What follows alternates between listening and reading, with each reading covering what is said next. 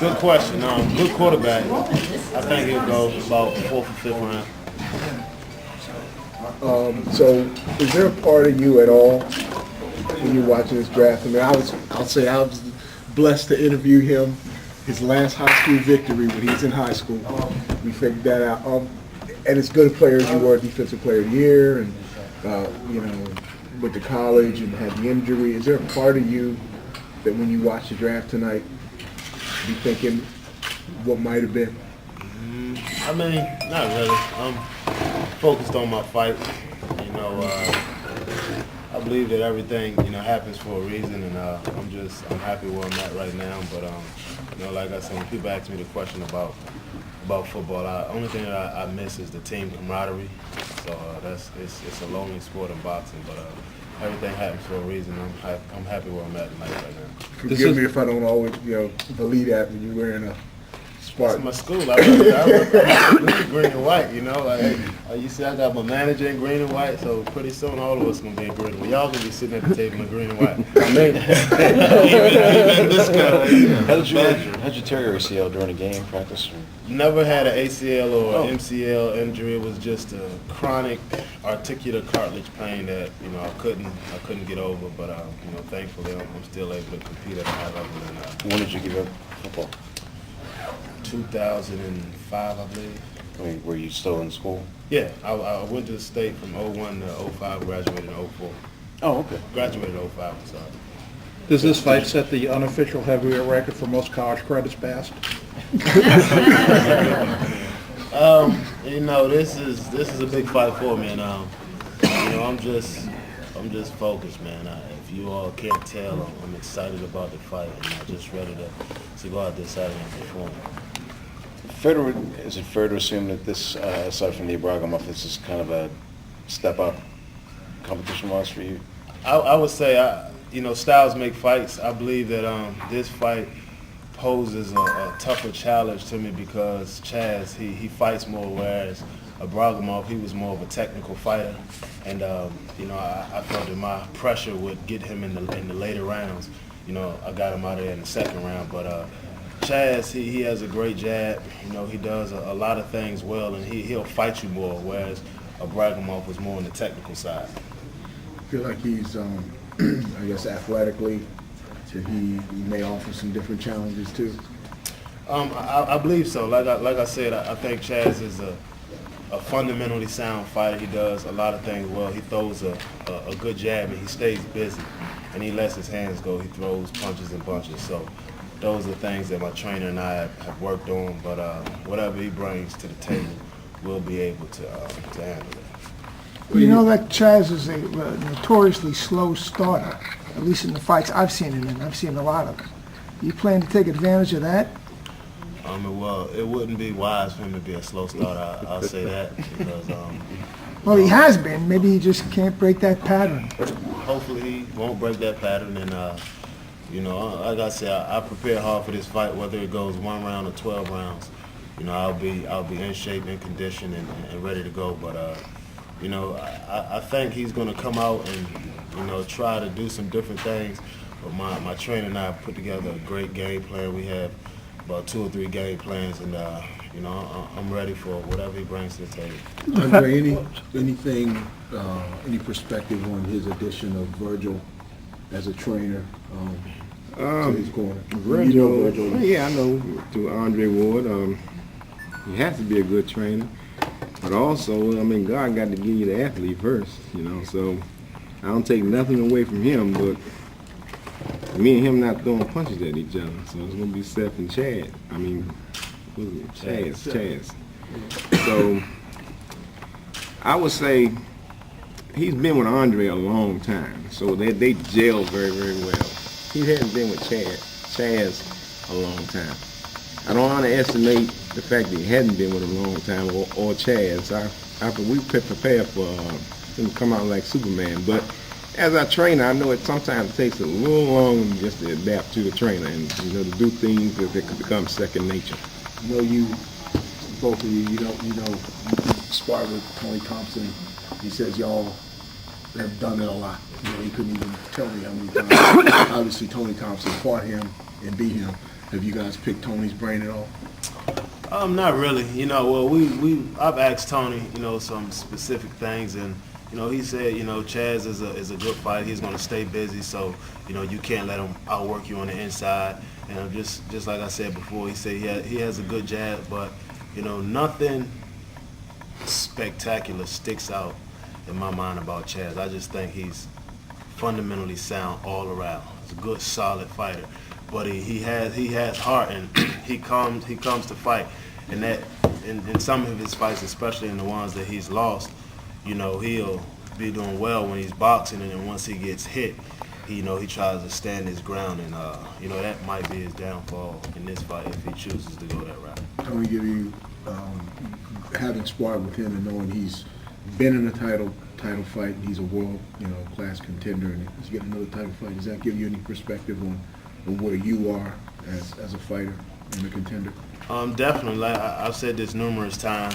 If you take the Klitschko's out of the picture right now, I believe I mix in well with any heavyweight out there at this time. I think my team, Golden Boy, my management, Al Heyman, Sharif Salim, we're doing a great job in moving me. A lot of people might say that, you know, he's not fighting this caliber of opponent. You know, you're damned if you do, you're damned if you don't. If you get rushed into a title shot, your team was stupid. If you do it the right way, your team is moving you too slow. So I don't really, that goes in one ear, comes out the other. I just continue to, you know, to work hard. But I think my team is doing a great job, and I'll get the right fights to, you know, hopefully this time next year, I'll get a chance and an opportunity to fight for one of those titles. What have you, in fact, learned from Tony, you know, sparring with him and his experience? Learned a lot. Like me and Tony probably, what would you say, Dre? We probably logged in about 400 or 500 rounds. I've been sparring him since I was 6 months into the gym, and it's a blessing to have that caliber of an opponent. You know, he's a world-class fighter. You know, and just to have him. You know, so a lot of times I might go into the gym and Tony will get the best of me, and go home like, you know, so I'm competitive. So I use him as a barometer of how, you know, I'm progressing, and you know, we've had good sparring sessions, and I've learned a lot from Tony. Forgive me. I guess you know you're starting to read in here, quote, America's next hope to bring the heavyweight championship back. When you read that, what goes through your mind? What do you think about that? I mean, I don't let it, you know, get my head too big. You know, I've said this from day one. I believe in myself. I'm not cocky, I'm not arrogant, but I'm very confident. When I decided to box, you know, I believe that I will be putting myself in this position right now. So, but I understand it's a business. I understand that I'm here, you all are here because of what I've been doing. You know, if I go lay an egg, you know, this isn't going to happen. So this is the stage that I want to be on, and I let other people say it. I don't say it. You know, I'm not a, you know, braggadocious person. No false bravado here. I just handle my business when I get in the ring. Is it like a title that you're going to relish going forward when, I guess, the fights gets closer to a Klitschko type of fight?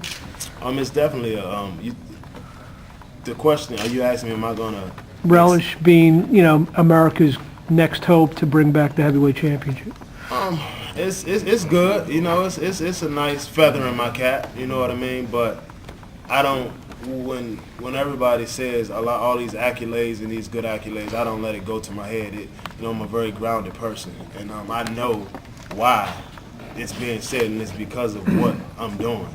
And you know, that's how I stay grounded, you know, not a lot of pride over here. You know, once anybody can lose on any given day, but if you're prideful, when you fall, it's so much harder, you know, so I just try to stay grounded.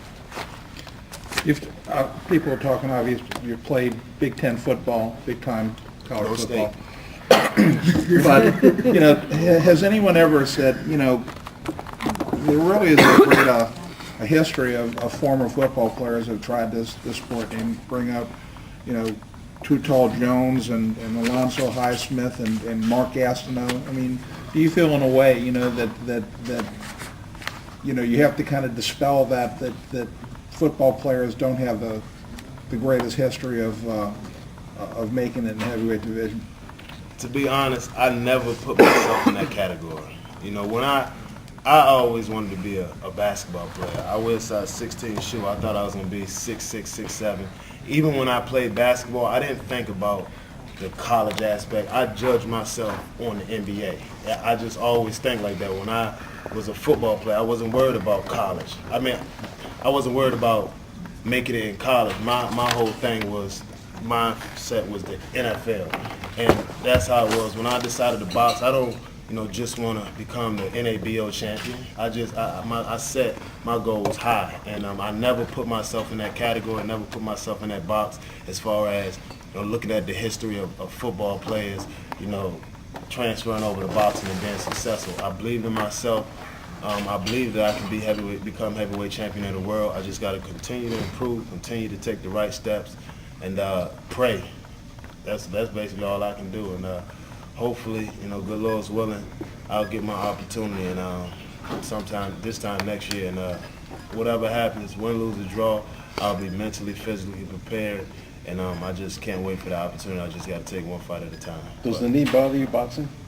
Doesn't bother me boxing. It's amazing when I get down on my knees and pray before each and every fight. And that night, I thank God for just I had 7 surgeries on this knee.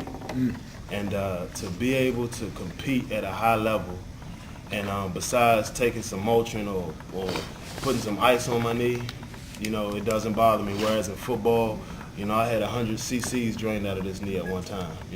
Cortisone shots after cortisone shots until football became, it wasn't fun anymore. And so I thank God every day that I'm still able to compete at a high level. Left knee. What position did you play? Middle linebacker. You gotta do your research, baby. I know. Hey, I'm getting ready for the draft in a couple hours. I gotta say, we definitely. Oh, ask Guy Grease. I know him really well. We definitely thought he was going to be pro. Do you still hear a lot from your former teammates in Michigan State, and what kind of, accolades they given you? I mean, I didn't have, I only consider myself to really had about 4 or 5 people that I consider friends from college, so I stay in contact with them a lot. But a lot of my Spartan dogs, they hit me up on Twitter, wish me luck and everything. So I have a great rapport, great relationship with the head coach there, D'Antonio. He's actually the one that recruited me. My strength and conditioning coach, the secretaries, at the school, and my equipment manager, Miss Knickerbocker. So I got a good rapport with the Spartans. Well, getting back on the football player thing, what kind of a boxer do you think Greg Jones would have made if he'd gone into another linebacker? I tell people, I don't know. You could be a beast on that field and be a pussycat in that ring. So, I don't know. A lot of people say I'm making it look easy, but I don't. It's just I'm blessed. That's all I can say. It's not an easy carryover. I even had like I was telling Dre when I first sparred 3 weeks into the gym, I sparred a heavyweight named Phillip Brown. He was 6'6", 275, 280. And I was only 3 weeks into the gym, and he was giving it to me, and I was giving it to him. Riding home, and I was thinking, is this what I really want to do? It's a tough sport, a lonely, tough sport. Is this the guy from New Orleans? No, he's from that guy was, but it was another Phillip Brown that was a heavyweight. At the time, he was 6-0. Been retired, yeah. I'm a lefty too. Oh, okay. I noticed that. No, he's a left. I always notice people that write with their